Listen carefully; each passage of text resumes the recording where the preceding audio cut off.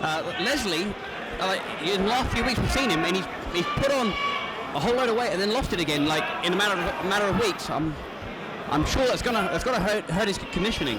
Yeah, I wonder how that will affect. Jason has got improving stand-up, but there he looks for the shoot. Leslie, I'd say if he's got a strong area, it'd be the clinch. Yeah, he defended the takedown very well. It was a nice pull of underhooks. Oh, and a low knee there. Yeah, I think that was totally accidental. Leslie didn't realise he'd done it, but it was a definite knee to the groin.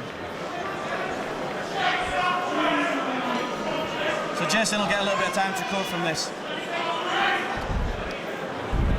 Jason, nice tight hands with a stand-up. He wasn't really getting caught with anything, then went for the shoot. Yeah, as we say, he's got superb submission. I think that's his strength. That's obviously where he's going to want the fight to go.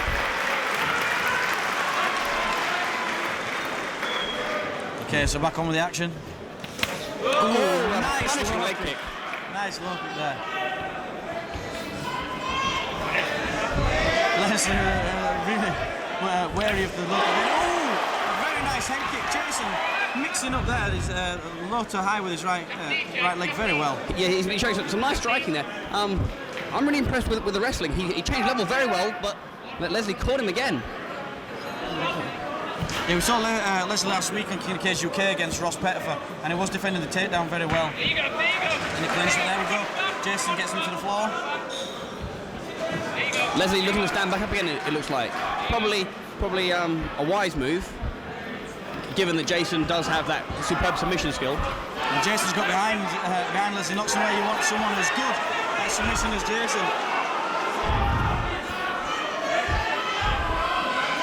Leslie's doing a good job to get his arms back in. He's turned out, yeah. He's done well there. He managed to get Jason off his back. He went back into a tie clinch. He's done it again. Yeah, there was another low blow there. And I think he caught one to the face as well. Looking good in a clinch. Jason coming back there himself. This is the area, like as I said, the clinch where I'd see Leslie is probably his strongest area. Jason might be a little better at from the outside of the stand-up and definitely better on the floor. But Leslie has a good, strong clinch. And it may be hard to tell from looking at them, but anecdotally, it's been suggested that Leslie would be the physically stronger fighter. Yeah, but here he is. He's caught a triangle, and with a slick groundwork. It's not locked in yet, but it's going to be soon. The groundwork is very slick. Leslie's having to use strength there to get out. That strength will only last so long, though. He won't be able to use that throughout the whole fight. Jason's doing a good job there of pulling the head down, keeping close so that Leslie can't use his strength to pull him up. And I think that'll buy him the time to secure the triangle, or maybe we'll see him switch to armbar. On the last Cage Fighting Championship, we saw him transitioning very well from armbar to triangle, back to armbar. Unless he's just got his left arm in, so maybe he can't get the triangle. We'll see if he switches here. Jason's going to have to be active though, because if Leslie can stall the action long enough, Jeff, the referee, may stand them up. That's right. If there's a lull in the action, the referee will stand them up. So here we go. As expected, we've got Jason working the groundwork and Leslie keeping that top position. Jason actually spent some time in Brazil, I believe, training Brazilian Jiu-Jitsu over in its home. Obviously the best place for it. And it shows his dedication to his art. So that, a committed fighter to take the time to go over and stay in Brazil, spend time training and really working the groundwork. And I think he came back from there with his purple belt. They're still working for this triangle position. He's doing well to avoid takedowns, looking to stand up. And I think, are we seeing Jason switch to an armbar? I think he's still trying to lock in the triangle. It's hard to tell from our angle. Jeff Orton looking on, keeping very close eye on the action. He looks poised and about to stand them up. So, with the two teams we've got here, we've got Leslie Ojigwanga from Sunderland. He's got internet celebrity Was One in his corner there, shouting for him to stand up. He's from the Sunderland gym, and Jason Tanner's from Next Generation Liverpool, which is the old Scout Shoot gym. Yeah, I believe they've got affiliation with Chris Brennan, who promotes the No Gi brand. With Leslie being from Sunderland, obviously home to the famous Ian the Machine Freeman. That's right, the UK's most famous fighter and most well-decorated fighter. He's been in, what, 5 UFCs? It's actually 6 league. And here we are, there we've got Jason Tan finally secures the triangle. And won by submission. Very, very good win from a very good fighter. Leslie did well there to defend from so long. Actually playing in Jason's strongest area. Yeah, I mean that was textbook. It took him a while to set it up because Leslie is so strong and a good fighter himself. But he didn't give up on his submission. He kept fighting for it, and he managed to get the win.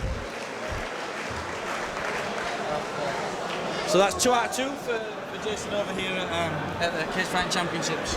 Yeah, he's been looking very impressive.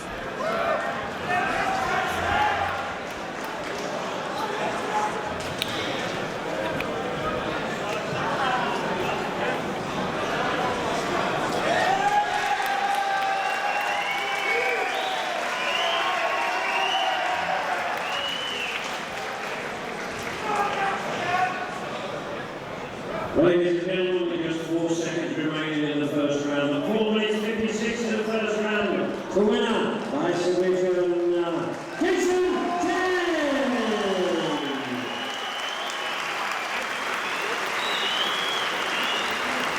And in your place for your appreciation, please, Leslie Okamala.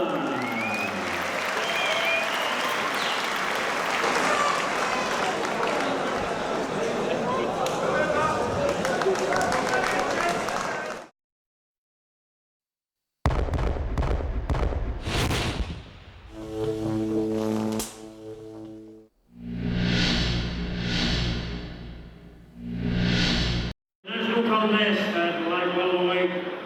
Please welcome into the blue corner, Paul Hangerstone Jenkins.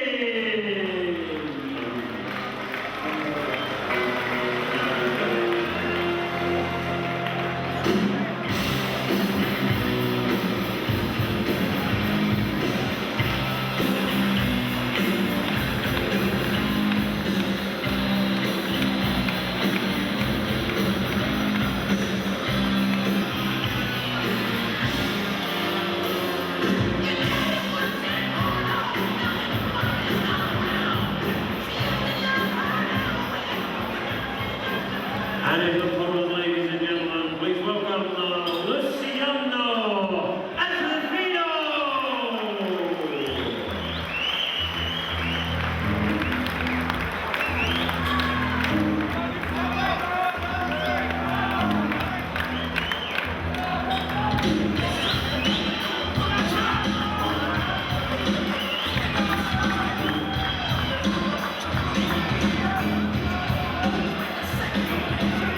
Ladies and gentlemen, like while waiting the national contest of 3 5-minute rounds.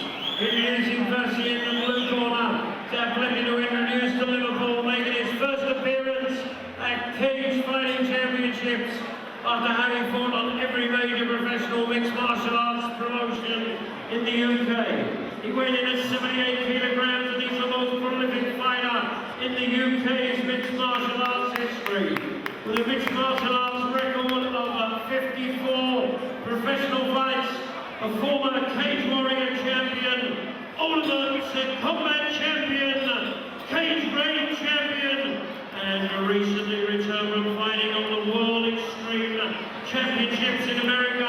Introducing from Wales, please welcome Paul Hangerstone Jenkins.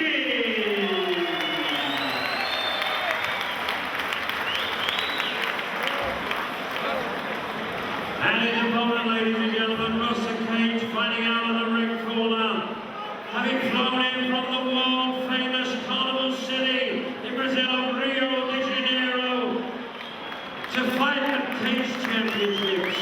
A shooter veteran and current Brazilian lightweight MECCA Altitudo champion.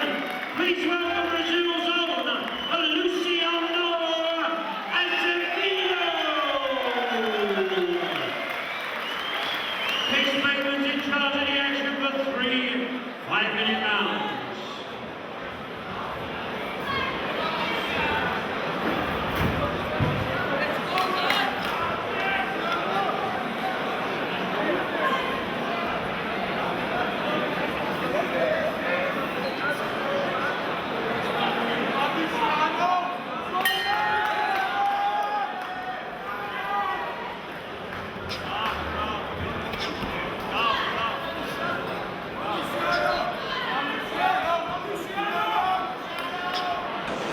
all-round welterweight fighter, but he doesn't mind fighting big guys at middleweight. He was the cage race champion on middleweight. He's also fought at lightweight, I believe, in America. So Paul's weight can vary. Yeah, he's fought from anywhere from 70 kilos up to 84 kilos. Anyone and everyone, I think can fight. So here we go. Luciano did well there to get the takedown. He's looking to pass guard. Paul on his back.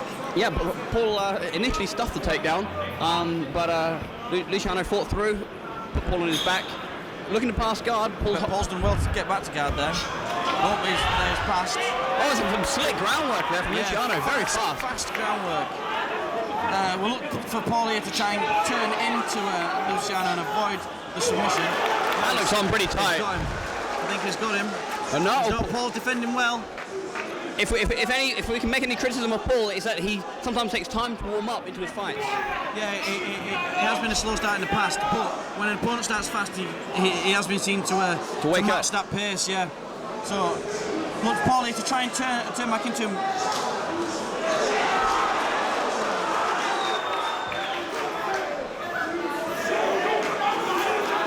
Paul's defending well. There's one thing to say, he won't give up. Yep. Luciano's quick there with his move around to the back. Very fast and aggressive.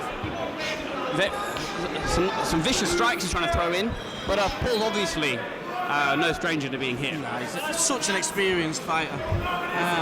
He'll look for him to make this choke hard work for Luciano. Has he got his hand under the chin? Or no? Paul's still managing to defend the choke there. Well, he's thrown that choke on very quickly. He throws some strikes, then whap, on goes the choke. It's very quick. Paul needs to get him off his back. Yeah, difficult when they have that body triangle, the tight body triangle. Some fighters don't like to use it, but when you do get it locked on, it is a very dominant position. Yeah, it's very, very hard to break. Paul's taking shots here. He doesn't look overly fit. I mean, as you say, he's no stranger to taking shots. I think he's just waiting as he goes to the choke, and he's then defending the choke. He's doing his best to put his hands up and defend the shots. Paul's defense looks interesting. He puts his hand under the elbow and just pushes it off. Yeah. I guess that's the benefit of having a size advantage. Yeah, and also he does a very good job of, as soon as Luciano quickly tries to put the choke around, he puts it onto his chin, gets his chin in, stops him being able to hook it underneath the throat, and then he's just pushing it off. Do you think Paul's age is possibly a factor here? Being he looks slower than his quicker opponent. No, I think Paul's always takes a little while to get warmed into the fight, but here, I mean, for someone to have a dominant position as the back for so long and not be able to finish him shows the fighter, the calibre of the fighter who's being choked. And look at this, he's pushing him off. And he's tapped. He's managed to tap him, but that's, we'll say maybe a good 3 minutes or so there. For Luciano on Paul's back, he managed to defend the choke. Just the same to get caught in such a dominant position so quickly. Slick groundwork there from Luciano. Very impressive win.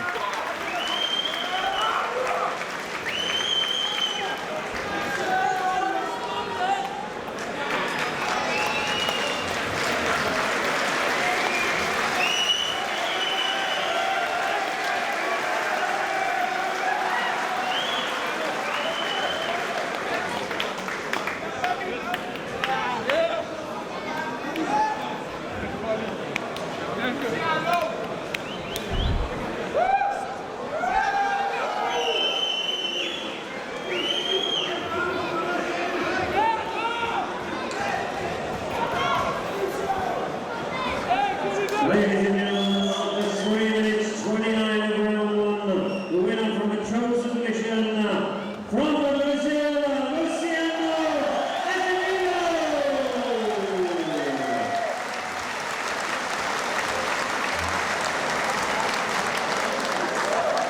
Ladies and gentlemen, please give your appreciation to a very good opponent today, please.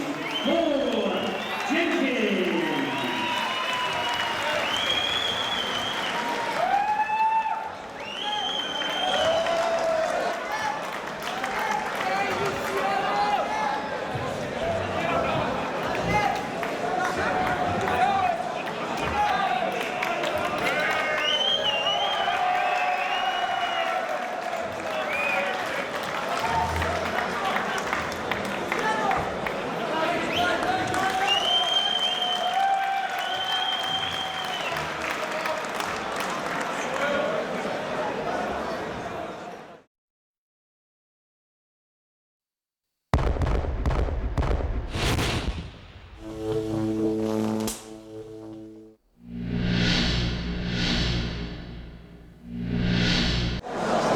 Ladies and gentlemen, for our next contest, we move up in the super middleweight division.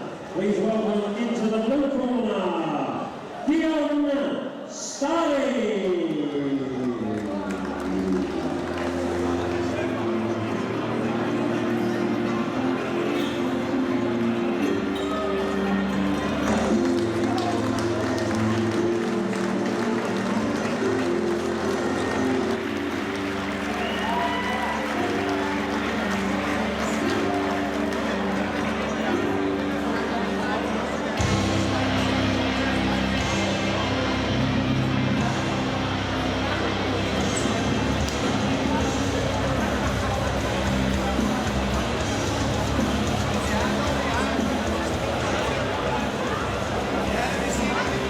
And now, ladies and gentlemen, please welcome his opponent from Germany, gentlemen, Aziz Karagol.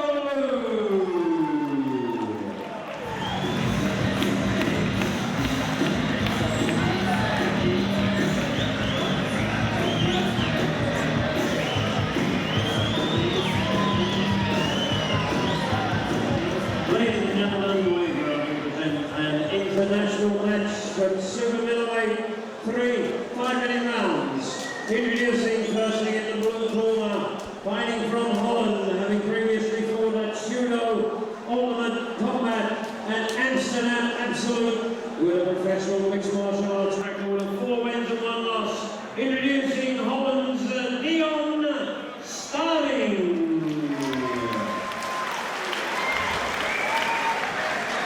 And his opponent across the cage in the red corner, fighting out of Germany and representing the Golden Glory Fight Team at Cage Fighting Championships. A veteran of Rings Holland and the World Plank-Fasting Championship, having won his last fight at Cage Fighting Championship by a devastating knockout. Please welcome from Germany, Aziz Karagol. At the weight Dion scale, 90 kilograms, Aziz 89 kilograms. Charging the action with the Jeff Alton, 3 5-minute rounds. Okay, so here's our third fight of the second session. We've got Dion Starling against Aziz Karagol. So we saw Aziz's corner there, similar to the corner team for the last fight. A very good sharp fight. Well, Dion's 4-1, so he's got a pretty good record. He's Dutch, so they usually have good striking. He's been caught quickly here. Can he get the legs? You notice he's got long hair. Do you think that's hindered his vision at all? Or? Well, it's interesting to see the long hair coming back into MMA. Back when Erik Paulson fought in the UFC, they used to be able to pull hair. Now that there are no hair pulling rules back in effect, you see the fighters actually going back for that style. Well, we actually have some interesting gossip on Dion. He's been in a couple of movies. Would you like to elaborate? No, I think, to be honest, I don't really know too much. Oh, look, going for the back there, Aziz moving very, very swiftly on the ground. He looks to be the more well-conditioned fighter, at least. Yeah, and he's got a very slick groundwork. Yeah, so far, he's totally dominated this matchup. Yeah, and he's controlling the back very well. He had the back and he just got up. He's done that a couple of times. It's an interesting tactic. I wonder why he'd be standing up from the back. Well, he looks so dominant on the feet. Possibly he just wants to get up and trade. He does look. I mean, at the moment we've got Dion is just defending at the moment on the ground and on the stand-up. It's interesting when we get a lot of the European fighters over, because in places like Germany and France, MMA is actually illegal. So yes, so they don't have maybe the experience of some of the other countries. No, but when they do come over, they're obviously some of their top guys. Yeah, that's right. I mean, they're not going to bring over low-level fighters. These guys are the best guys from their country. It's just it's hard to get footage and to see what they've done before, because they can't compete in their home countries. That's right. So we've got a little bit of a lull in the action here. I mean, Aziz is just holding cycle, so there's not really much going on. Back to your point earlier, I believe Dion has made a couple of top shelf movies in the past. and it's not got any effect on his fight career. But I thought it was an interesting point. Well, it's actually, I suppose that mirrors.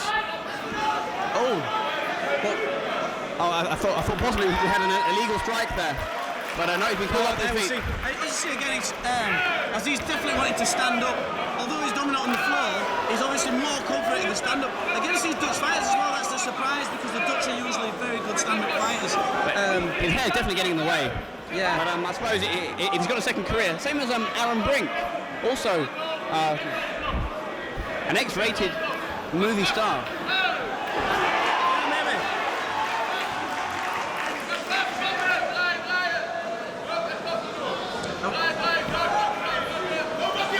Very dominant as he's here. I think Dion's doing well just to hold on.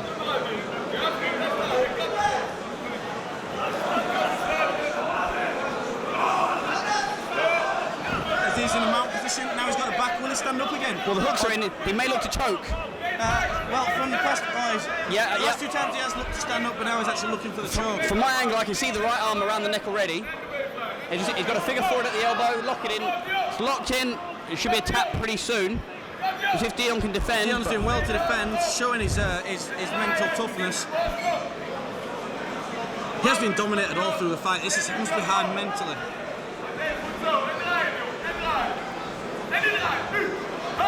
Oh, he's got out. He's reversed it. He's managed to get Aziz on his back. Well, let's see for Dion to now work ground and pound. I'm sure it's not the first time that he's been dominated and managed to escape.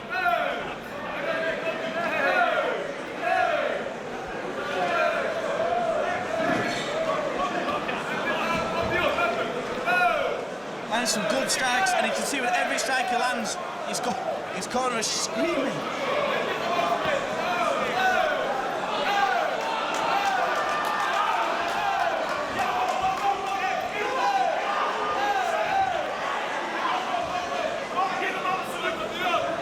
Aziz back in mount, you will see him getting back those shots that Dion was just landing. Yeah, this fight has been all one-sided so far. Dion's doing very well to defend. I mean, that was Dion's first dominant position. I won't say dominant, but in the guard on top. But now Aziz reversed it very well. He's looking now for an armbar. Oh, he might have burnt himself out. He looks very tired now, Aziz. Oh, and here, could we see a change in the tide here? Yeah, Dion's managed to. Oh, there's a bell. Good, strong end to the round from Dion. Not enough to win him the round. Definitely not, but it just shows he's back in his fight. This fight isn't over by a long shot. It was close to being over so many times, but he held in there. He's come back. Aziz looks like he could be gassing. Yeah, so maybe the conditioning here will pull Dion through.